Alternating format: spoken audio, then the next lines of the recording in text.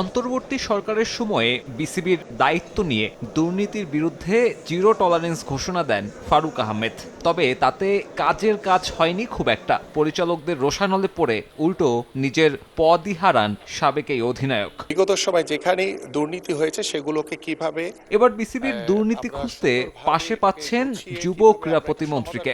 বর্তমান সহসভাপতি সরকারের এমন উদ্যোগে খুশি, প্রত্যাশা জনসম্মুখে আনা হবে দুদকের তদন্ত প্রতিবেদন। শুধু দাঁড়িয়ে একটা কথা বলা, কিন্তু there is a big difference.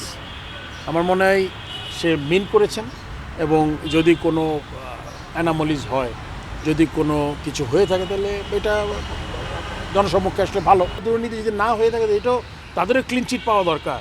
যদিও বিসিবির সবশেষ নির্বাচন নিয়ে ক্রীড়া প্রতিমন্ত্রীর সঙ্গে একমত নন ফারুক আহমেদ। ভোটাভুটিতে অস্বচ্ছতার সুযোগ দেখছেন না সাবেক অধিনায়ক। বিকল্প হিসেবে অন্যরা থাকলে বিসিবির দায়িত্ব ছেড়ে দিতেও আপত্তি নেই তার। প্রসেস নিয়ে কথা বলতে হবে, কারচুপি কোনো স্কোপ নেই, বিকজ আপনার তো প্রতিদ্বন্দ্বিতা ছিল না আপনার।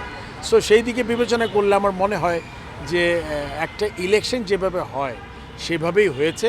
বোর্ড ক্লাব দ্বন্দ্বে অচল হয়ে আছে দেশের ক্রিকেট। মৌসুম শেষের দিকে থাকলেও মাঠে গড়ায়নি ঢাকা প্রিমিয়ার লিগ। আর্থিক দুরবস্থায় দিন কাটাচ্ছেন ক্রিকেটাররা। তবে এখনও এই সংকট কাটিয়ে ওঠার পথ খুঁজে পায়নি বিসিবি। ব্যাখ্যা নেই পরিচালকদের পদত্যাগ নিয়েও।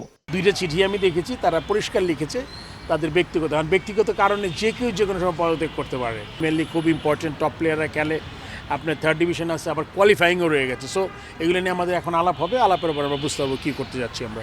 আগামী 5 এপ্রিলের মধ্যে বিসিবি নির্বাচনের বৈধতা নিয়ে করা তদন্তের প্রতিবেদন জমা দেবে ক্রীড়া পরিষদের গঠন করা কমিটি। চলছে প্রক্রিয়া, একে একে সাক্ষাৎকার নেওয়া হচ্ছে বর্তমান বোর্ড পরিচালকদের। সাব্বির মিথুন, সময় সংবাদ, ঢাকা।